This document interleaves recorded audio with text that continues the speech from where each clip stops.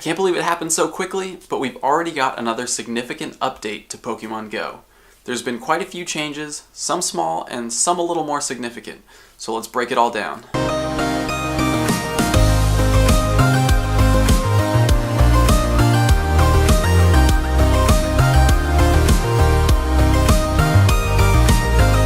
Today has been a crazy day. I've been all over LA scrambling to get things done before I leave on my trip.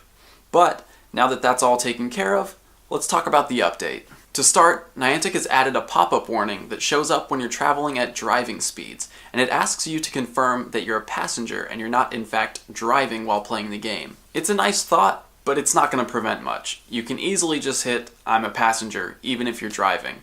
Hopefully some people will see the message and think, oh, you're right, maybe I shouldn't be doing this while I'm driving, but for the most part, I don't think anything's going to change as a result. Battery Saver has been re-enabled on iOS, so if you're one of the people who was missing that feature, go ahead and check out your settings and you can start using it again. The artwork for the team leaders has been added to the game, so when you're choosing a team, you'll actually see what the leader looks like rather than a silhouette, and to be honest, I'm not sure why they left that out in the first place.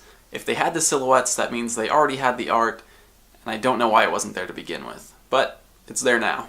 Egg hatches are now being recorded in the journal, so you'll have a record of when you hatched your eggs. And speaking of eggs, people are reporting that the game is more accurately tracking distance traveled when it comes to hatching eggs, so that's something we're going to look into in the future.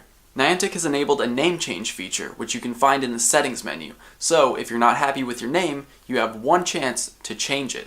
Unfortunately, the name Nick still isn't available, so I won't be changing mine. One of my favorite fixes with the update is that the game is now properly rewarding you for nice, great, or excellent throws, so you will get that bonus experience again. Now, they didn't officially say whether or not they fixed the bug that was making Pokemon harder to catch, but it seems like, in my limited experience with the update, Pokemon are breaking out and escaping far less than they were a couple days ago. But we're going to wait for official word to confirm that one. Another fix that I'm pretty happy about is that curveball physics seem to have returned to their pre-version 0.31 state. I was just getting used to the changes, but it's nice to go back to the older physics where you don't have to try nearly as hard to throw a Pokeball at a Pokemon that's farther away. Speaking of far throws, there is a new bug that people are experiencing where after using a berry, you'll throw a ball and it goes extremely far, like crazy far, way farther than you've ever been able to throw the ball in the game before. Way farther than any Pokemon will ever be standing in the game, so hopefully that's something that gets fixed quickly. Now, one of the biggest changes that came with this update is to the nearby Pokemon list. The heading is now Sightings, and each Pokemon on the list has an image of tall grass behind it. This confused and excited a lot of people at first, but to be honest, not much has changed. There's still no footsteps indicating whether or not you're getting closer to a Pokemon, but one of the biggest and most important changes is that Pokemon who are no longer in range will now disappear from the list. And because of that fix, it's now possible to track nearby Pokemon again. I went over it in a video yesterday, so if you want to check that out, go ahead and click on the suggested video here. Did you do it? On top of the changes to the nearby Pokemon tracker, Niantic is also testing a new nearby list, but it's currently only available for players in San Francisco. This nearby list shows Pokemon that are located near Pokestops in the area. If you tap on one of these Pokemon, the game shows you an image of the Pokestop that the Pokemon is located near. Tapping View from here pulls up a bird's eye view of the map and shows you where that Pokestop is in relation to your current location. The game also places a marker above the Pokestop so you can keep an eye on it as you walk towards it.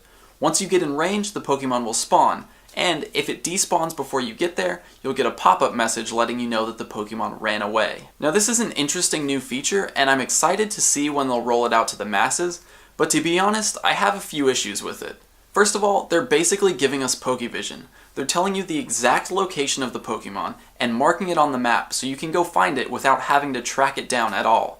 Luckily, it works in conjunction with the sightings list, so there still will be Pokemon that you'll have to track down if they're not located next to a Pokestop. My second issue has to do with the commercial opportunities that this new feature enables. We already know that businesses are going to be able to sponsor a Pokestop and pay to have a Pokestop placed at their location. Now, on top of that, if they're able to pay for rare Pokemon to spawn, it's going to take away from some of the organic feel of catching these rare Pokemon. Honestly, it's a smart business move by Niantic, but they're treading a fine line here. Imagine if all you had to do to complete your Pokédex was head down to the nearest McDonald's where they're paying to have rare Pokemon spawn all day. So that's it for this update. If there's any changes that you're really excited about or some that really bother you, let me know. Leave it in a comment or hit me up on Twitter at TrainerTips, TRNRTIPS.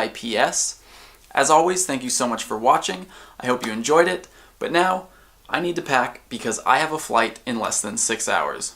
See you guys tomorrow. We have to talk about Niantic shutting down PokeAdvisor. It's unfortunate, but there is a new alternative if you're on Android. Sorry iOS users, I don't have anything for you right now. But if you're on Android, check this app out. I'm going to link to it in the description, and it works very similar to PokeAdvisor.